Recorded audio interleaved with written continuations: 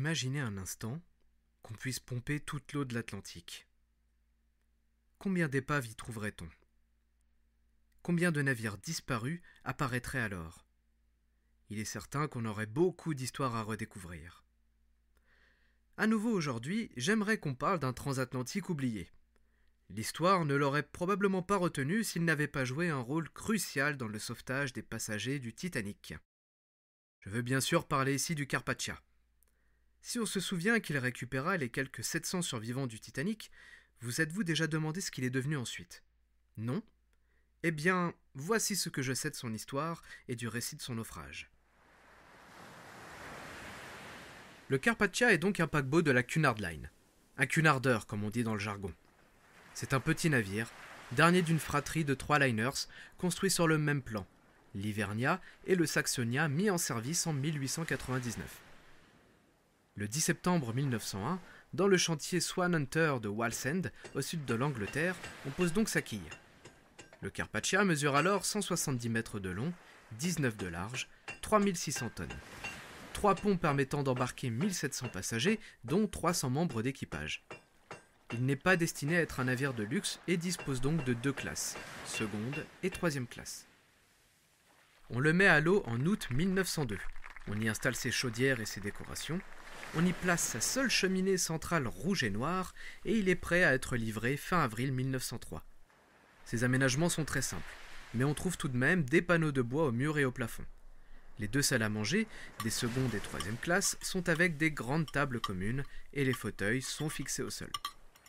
Il y a une bibliothèque et un salon pour dames aux secondes classes et un fumoir dans les 2 classes. Celui des secondes se veut un peu plus cossu, avec des fauteuils, des banquettes et des tables de 2 ou 4 personnes, contrairement en troisième classe où ce sont des bancs en bois avec des grandes tables. Les salles de bain sont communes, mais notons que dans les cabines les plus cossues en seconde classe, on trouve un cabinet de toilette. C'est un petit lavabo surmonté d'un réservoir d'eau qu'un steward passait remplir lorsque c'était nécessaire. Ces cabines sont petites et vous n'y trouverez pas de lit double mais des lits superposés. Toutefois, si les cabines de seconde classe se veulent agrémentées de panneaux de bois sans motif ni peinture, n'y comptez pas en troisième classe, les murs sont en tôle.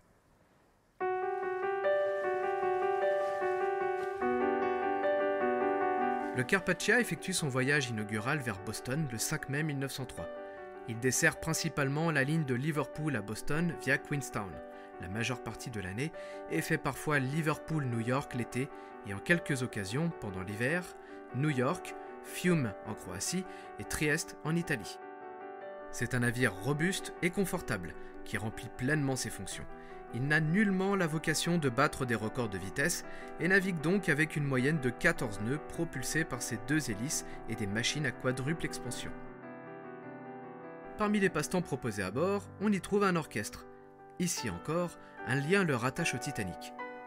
Parmi les musiciens de l'orchestre à être passés par les ponts du Carpathia, on retrouve le pianiste Theodore Briley et le violoncelliste français Roger Bricou. Tous 2 disparaîtront avec le Titanic. Les flux migratoires devenant de plus en plus importants en ce début des années 1900 amènent rapidement la Cunard à revoir la taille de leurs espaces destinés aux passagers d'entreponts souhaitant rejoindre les États-Unis. Rappelons que les migrants étaient une grande source de revenus pour les compagnies maritimes. En 1905, on revoit donc les plans du Carpathia et après quelques modifications et un passage en cale sèche, il peut désormais accueillir 2500 passagers. C'est ainsi que se déroulent tranquillement ces 9 premières années d'exploitation. Il n'y a rien de particulier à en dire, pas d'événements notables à raconter. Comme nombreux autres modestes paquebots transatlantiques, il remplit sa tâche, accomplit les allées et venues entre les différents continents déjà cités, mais demeure dans l'ombre des géants des mers de la compagnie, comme le Lusitania et le Mauretania, plus luxueux, plus rapide et plus prestigieux.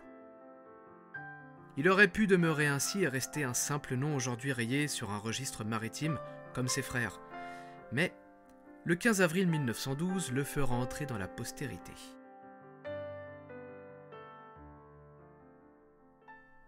Le 11 avril 1912, le Carpathia quitte les quais de New York en direction des ports de Gibraltar, Gênes, Naples, Trieste et Fiume. À son bord, seulement 743 passagers.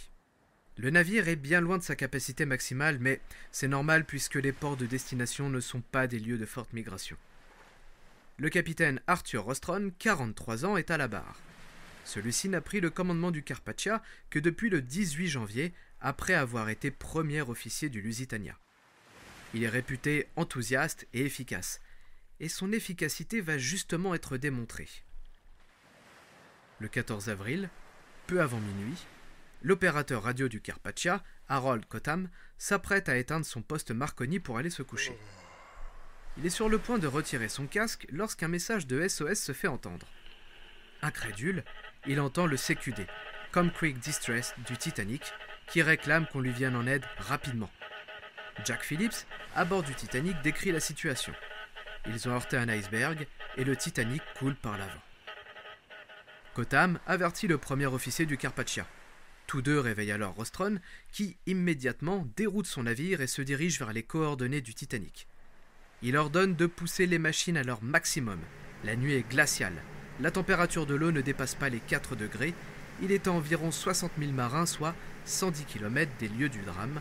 Il sait qu'il ne pourra être là que dans 5 heures. Et c'est trop. Beaucoup trop. Les soutiers s'activent d'arrache-pied dans la chaufferie. La pression est à son maximum et le Carpathia dévore le charbon, faisant tourner ses turbines à toute vitesse. Rostron fait préparer les cabines inoccupées.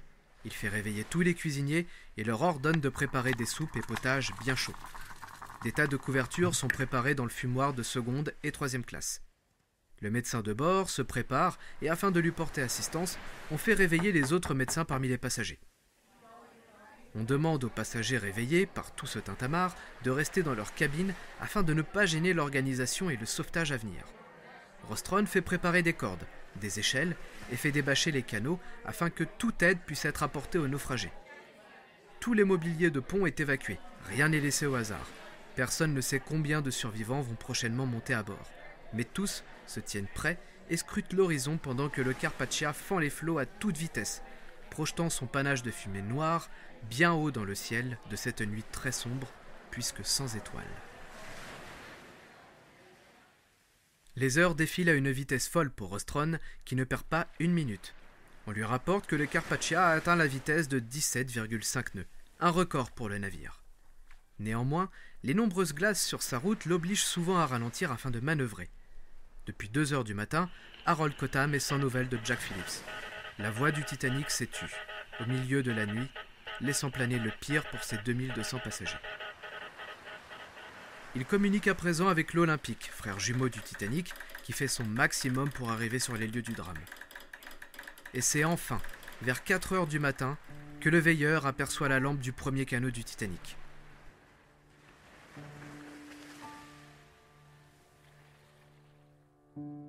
Il s'agit du canot numéro 2. Mis à l'eau vers 1h40 côté bâbord du Titanic, à gauche, il est sous la responsabilité de Joseph Boxall, 4e officier du Titanic, seul homme à bord parmi les 18 femmes rescapées pour 40 places tout de même. 8 passagères de première classe, 6 de troisième, aucun passager de seconde classe. Lorsque le canot numéro 2 est mis à l'eau, Smith demanda à Boxall via le porte-voix de récupérer des passagers massés à une porte d'embarquement. Boxall suivit les ordres du capitaine, mais s'approchant du Titanic, l'aspiration devenait de plus en plus forte, et il eut peur de perdre le contrôle de son canot. De plus, les personnes massées à la porte étaient très nombreuses, et tous commençaient à s'agiter et à paniquer tandis qu'ils s'approchaient. Il craignait qu'il fasse chavirer l'embarcation, et fit donc demi-tour. Pour autant, lorsque le Titanic disparut de la surface, il fut le premier et l'un des seuls à vouloir retourner chercher ceux qui se débattaient dans l'eau glaciale. Mais, face aux fortes protestations des survivantes présentes à bord, il ne fit rien, tandis que les voix se taisaient une à une un peu plus loin. Plus tard, il ne se laissa pas abattre. Sachant que le Carpathia était en chemin, il tira des fusées de détresse et agitait sa lampe afin de signaler au mieux leur position, jusqu'à ce qu'enfin, les lumières du Carpathia viennent percer l'obscurité.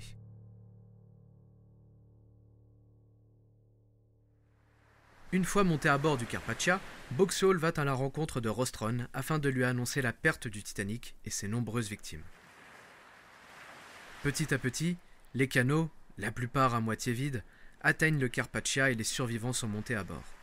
Certains canots sont laissés à la dérive, vides, d'autres sont remontés sur les ponts. Parmi les canots les plus remplis, car il y en a eu, il faut le rappeler, figure le canot pliable C. Ce canot pliable était fixé sur le toit du quartier des officiers, à l'avant du Titanic.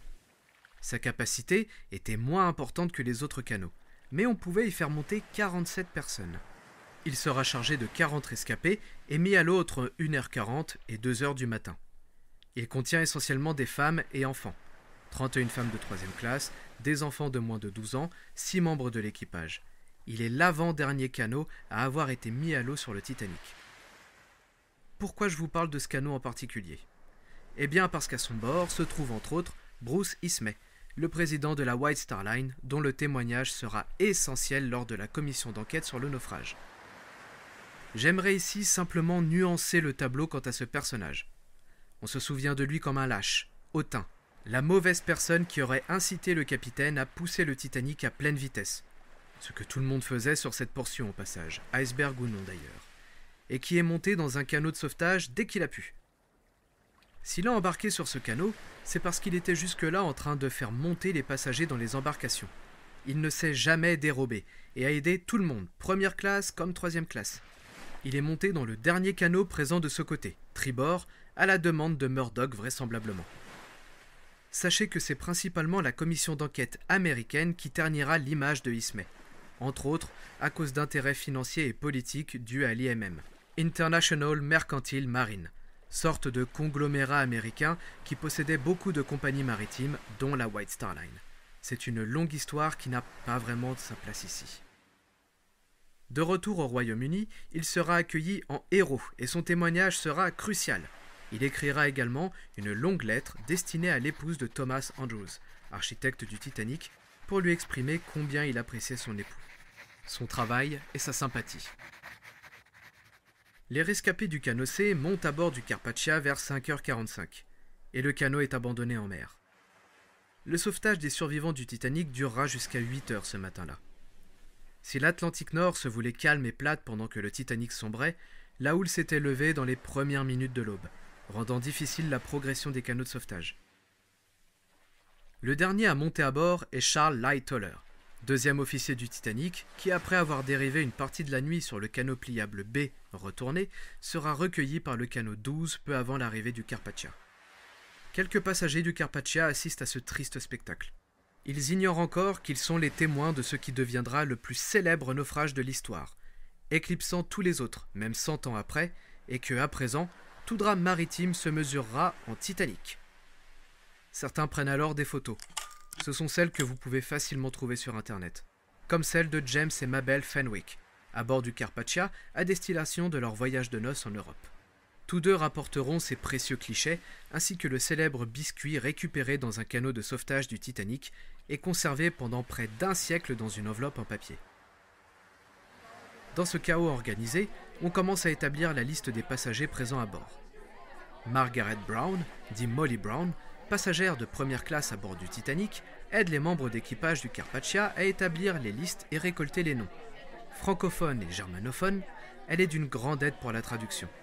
Elle entreprend ensuite, pendant le retour vers New York, de faire une cagnotte afin d'aider les passagers de 3e classe ayant absolument tout perdu dans le drame. Venant elle-même d'une famille modeste, elle est sensible au sort des plus démunis. Harold Bride, assistant radio de Jack Phillips à bord du Titanic, rejoint Harold Cotham dans la salle Marconi. Ensemble, ils communiquent les noms des rescapés. Phillips est parmi les disparus du Titanic. Il ne sera jamais retrouvé. L'Olympique arrive sur place dans la journée et Ebert Haddock, le capitaine, propose à Rostron de transférer les rescapés à bord. Vous le savez si vous avez écouté mon histoire de l'Olympique, Rostron refuse, craignant créer un traumatisme chez les naufragés s'ils venaient à se retrouver à bord de la copie conforme du paquebot qui vient de sombrer sous leurs pieds. D'autant que les rescapés sont au nombre de 712 seulement. Le Carpathia n'est donc pas surchargé. La nouvelle se répand via les ondes radio telle une traînée de poudre, et la confusion vint avec. De chaque côté de l'Atlantique, des familles entières se massent au bureau de la White Star Line pour savoir si leur proche est sur la liste des vivants. Imaginez un instant. Des informations contradictoires arrivent. D'un côté, oui, le Titanic est perdu corps et biens. Mais une autre source affirme qu'il n'a finalement pas coulé et qu'il est en ce moment même remorqué vers Halifax. C'est entre autres le télégraphe que reçoivent les parents de Jack Phillips. La seule chose qui est amenée à Halifax, ce sont les corps des victimes.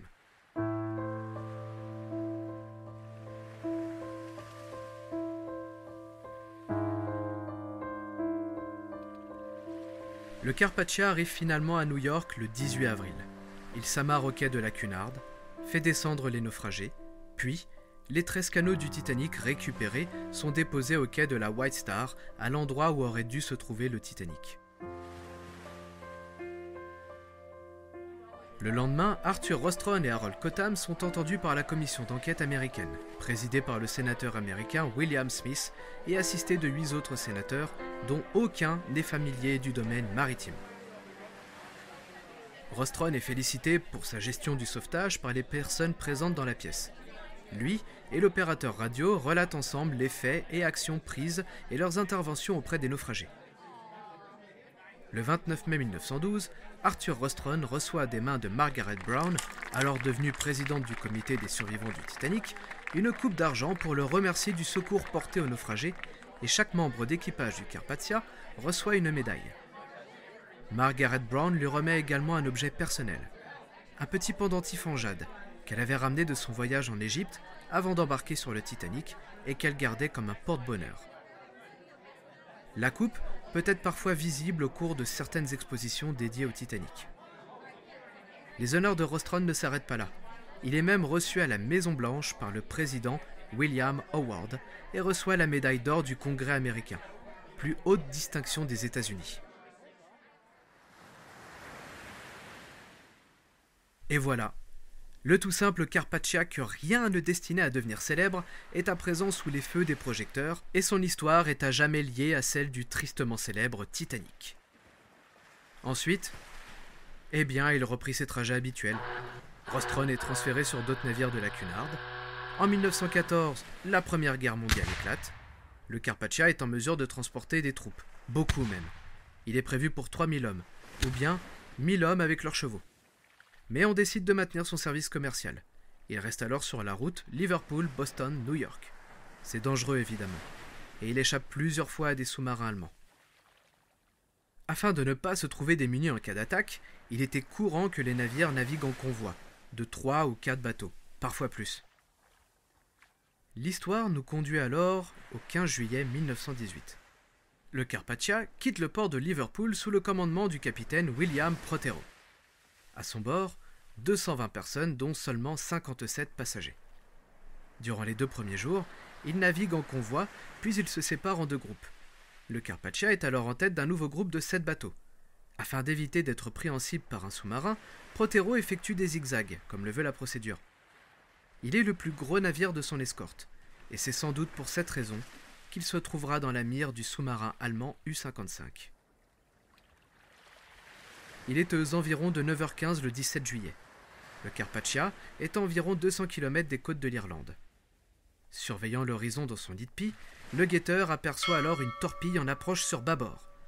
Prothero fait mettre ses machines en arrière toutes et place la barre à tribord, espérant que la torpille passera devant sa proue. Mais il est déjà trop tard. La torpille vient se loger dans la coque près de l'écoutille numéro 3, en amont de la salle des machines. Juste après, une deuxième torpille vient toucher le Carpathia.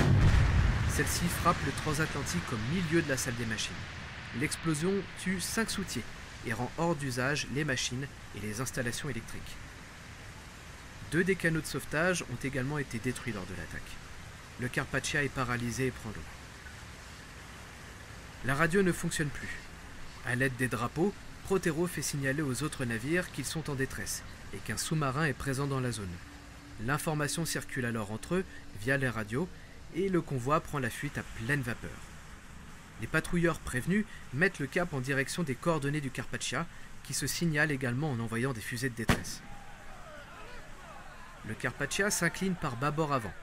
Prothero organise l'évacuation des passagers. Tous purent prendre place dans les 11 canots de survie. Le capitaine et ses officiers restent encore à bord afin de détruire les documents confidentiels. Le Carpathia coulait lentement. Il craignait alors qu'une fois le bateau abandonné, les Allemands montent à bord. Ceci étant fait, Prothero fait revenir un canot et tous abandonnent le Carpathia. Au même moment, le U-155 envoyait une troisième torpille, accélérant la fin du paquebot qui disparut de la surface à 11h ce matin-là, soit 1h45 après la première détonation. Pour autant, les naufragés du Carpathia ne sont pas encore tirés d'affaire. Le U-55 fait surface et se dirige vers les canaux de sauvetage démunis. Mais le patrouilleur HMS Snowdrop arrive sur les lieux et tire en direction du U-boat qui replonge et prend la fuite.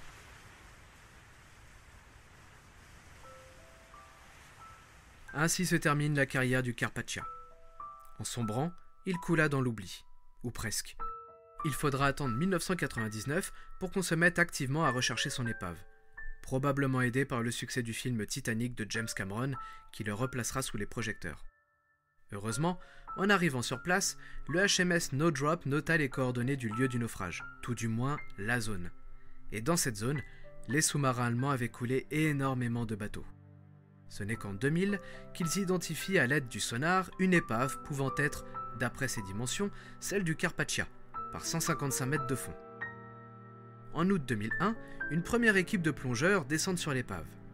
Ils y découvrent alors les restes d'une passerelle, une coque posée à plat et enfoncée dans le fond de l'Atlantique par la proue, à tel point que le pont est presque au niveau du sol. Parmi les débris, un plongeur trouve un fragment de vaisselle à l'effigie de la Cunard. Ils viennent de découvrir le Carpathia. Si sa superstructure avait déjà en grande partie disparu, la coque du transatlantique est encore bien identifiable. Depuis ces dernières années, on rapporte qu'il a commencé à s'effondrer sur lui-même, comme le Titanic. Arthur Rostron, quant à lui, sera nommé capitaine du prestigieux Mauretania à la fin de la guerre. En 1928, il devient commodore de la flotte de la Cunard et prend le commandement du Berengaria, ex-impérator de la Hapag, récupéré en dommages de guerre. Il prend finalement sa retraite en 1931. On lui propose en 1935 de conduire son ancien navire, le Mauretania, au chantier de démolition, mais il n'en a pas le courage. Après l'avoir fait naviguer pendant près de 10 ans, il préfère se souvenir de lui au temps de sa splendeur. Rostron publie ses mémoires dans un livre intitulé « Home from the Sea ». Il meurt le 4 novembre 1940, à l'âge de 71 ans, des suites d'une pneumonie. La Cunard Line est la seule compagnie à avoir connu des naufrages uniquement causés par la guerre. Jamais suite à une erreur de navigation, collision ou quoi que ce soit. De même, saviez-vous que c'est la seule compagnie qui propose encore des traversées transatlantiques de Southampton à New York ? Il dispose du seul et dernier paquebot transatlantique, le fameux Queen Mary II. Qui sait ? Peut-être nous croiserons-nous un jour à bord dans un de ces salons. Mon récit est à présent terminé. Si celui-ci vous a plu, que vous avez des remarques ou des commentaires, vous pouvez bien sûr m'écrire à l'adresse lecimetière-de-l'océan tout-attaché @gmail.com. Je lirai votre message et j'y répondrai. Vous pouvez également rejoindre les pages Facebook et Instagram, Le Cimetière de l'Océan. J'y poste parfois quelques photos afin d'illustrer mes récits. Il me reste donc à vous dire, à dans un mois j'espère, pour un autre récit de paquebot, de naufrage ou une histoire sur un transatlantique.